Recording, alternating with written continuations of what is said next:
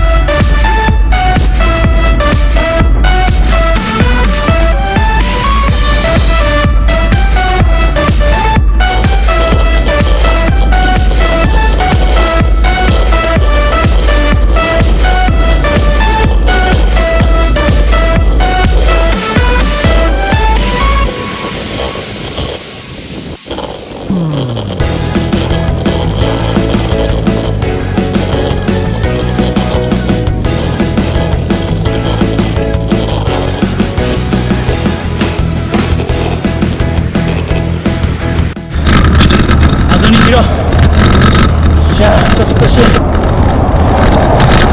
けないで、もう少し最後まで走り抜けて10キロ行ってきます。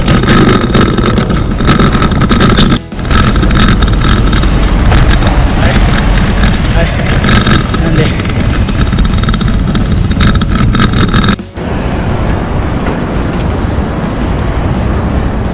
ディズニー見えました。全然わからんけど、遠いな。目の前ディズニー、行き方わかんねえ。着いた。着きました。やっと着いた。やっと着きました。やりました、カワテック。はい、無事ディズニーランド着きました。よくわかんないのでもう帰りたいと思います。いやー、無事つけてよかったです。達成感半端ね。何も言えね。どうも、カワテックチャンネルでした。